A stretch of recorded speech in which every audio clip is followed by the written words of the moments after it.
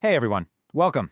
I'm your host, and today we're going on a time travel tour of East Asia in this brand new explainer. We're going to see exactly how centuries of fascinating history built the modern world that we live in today. If you look around your house right now, you'll probably see products, technologies, and ideas that come straight from East Asia. But how did this specific region become so absolutely crucial to our daily lives? Well, let's dive right in and find out. Here's a quick roadmap for our journey today. We're going to be looking at empires and bureaucracy, unique cultures, the push of imperialism, the Cold War divide, and finally, modern challenges. All right, let's kick things off with Section 1, Empires, Trade, and Bureaucracy. So, for centuries, ancient Chinese dynasties like the Tang and Song controlled incredible amounts of territory. But how do you actually control a huge empire before phones or the internet even existed? Well, the secret was a bureaucracy. You can think of a bureaucracy exactly like our school's administration. The principal makes the rules, right? But they obviously can't be in every single classroom at once. So the teachers, the counselors, and the hall monitors all work together as officials to carry out those rules. In China, emperors used exams to pick the absolute smartest officials to run their government, and this created very strong, highly organized empires. And thanks to that highly organized bureaucracy, ancient Chinese cities became booming commercial centers. Now, commercial just means it's used for trade or other business. Imagine a giant, bustling outdoor shopping mall.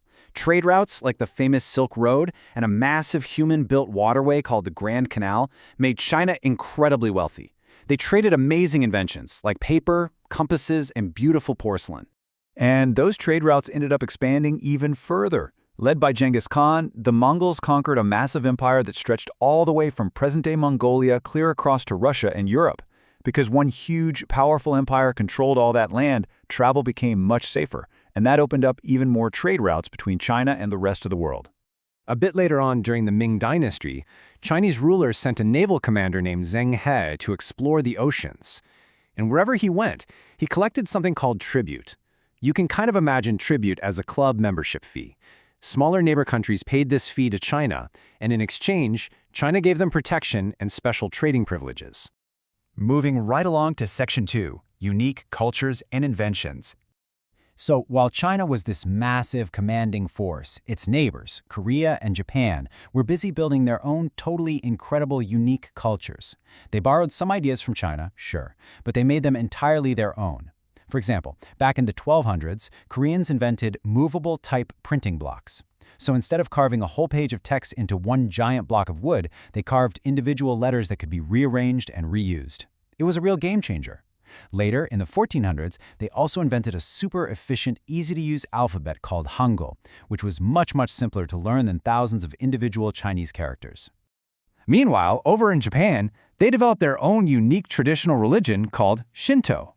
Shinto is deeply connected to nature. It's based on the belief that spirits actually exist in the natural forces of the world around them, things like trees, mountains, and rivers, and it places a really strong focus on honoring those spirits and ancestors. What's super interesting is how these different cultures interacted and mixed. Japan was actually able to uniquely combine their local Shinto beliefs with elements of Buddhism, which had traveled all the way over from the mainland of Asia. So they took ideas from the outside and blended them to create uniquely Japanese forms of religion and art. Now, for a long time, both Japan and Korea decided to heavily limit their contact with the rest of the world to protect their cultures. So here's a question for you. What do you think happened to these proud traditional empires when powerful modern European ships suddenly arrived at their shores looking for trade? Well, that brings us right into Section 3, the push of imperialism. In the 1800s, the entire region was completely turned upside down. Western countries from Europe and America showed up, marking the beginning of the age of imperialism.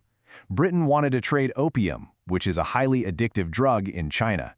And when China tried to stop it, Britain sent warships. British ships, with their powerful modern military technology, completely overpowered the traditional Chinese ships. Because of this, China was forced to accept the opium sales and give special privileges to European powers. Now, Japan saw what just happened to China, and they definitely wanted to avoid that terrible fate. So when American warships arrived in 1853, Japanese rebels took action. They restored or returned their emperor to power in a period called the Meiji Restoration. The absolutely crucial point here is that this new government sparked a rapid, massive rush to modernize Japan's military and industry so they could protect themselves. It is actually incredible how fast Japan moved during this time. In the 1600s, they were totally isolated from the world. By 1853, they were forced to open their ports. By 1868, they started completely modernizing their entire society during the Meiji Restoration. They built factories, created a strong modern military, and eventually became an imperial power themselves, expanding across Asia until their defeat in World War II in 1945. All right, part 4, the Cold War divide. So after World War II ended, the map of East Asia changed yet again. A brand new conflict called the Cold War split the region right down the middle, based mostly on how they handled money and business. Some became communist command economies. You can think of a command economy kind of like a strict school cafeteria. The principal decides exactly what food is cooked, how much it costs, and what everyone eats. The other group chose market economies. A market economy is much more like a huge food court at the mall. Different restaurants decide what they want to sell, and you get to choose what you want to buy. The countries with market economies like Japan, South Korea, and Taiwan allied with the United States. With that help, they rebuilt very quickly after the war. As a result, massive high-tech factories drove incredible economic growth. This economic boom made them some of the wealthiest trading countries in the world, producing the cars and electronics that we use every single day. And finally, Section 5, Modern Challenges and Summary. But what about the countries that allied with the Soviet Union and went down the command economy route, like China and North Korea? Well, in communist China, early command economy programs led to disastrous results and very little growth. Eventually, in the late 1970s, China decided to open its economy to market forces, which is what made it the global manufacturing giant it is today. However, the government still heavily restricted political freedoms. In 1989, thousands of protesters demanded democratic rights in Tiananmen Square. As the source material explains, the government's brutal crackdown showed they would not allow democratic freedoms, and thousands of protesters were tragically killed. You know, that old Cold War divide is actually still staring us right in the face today on the Korean Peninsula. After the Korean War in the 1950s, the country was split, and today, North Korea remains a struggling communist dictatorship with a government-run economy that faces periods of starvation.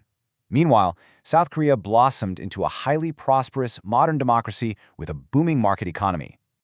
Okay, let's do a quick recap of our time travel explainer. First, highly organized bureaucracies built ancient Chinese empires and booming trade networks. Second, neighbors like Korea and Japan built their own unique cultures by adapting outside ideas. Third, the push of Western imperialism forced the region into rapid modernization. And finally, Cold War economic choices between command and market economies completely reshaped the map of East Asia that we see today. Before you head out today, I want you to do something. Look around your home. Think about your smartphone, the cars in your driveway, or the goods in the stores you visit. Ask yourself, which piece of this incredible history still powers the devices and trade that we rely on every single day?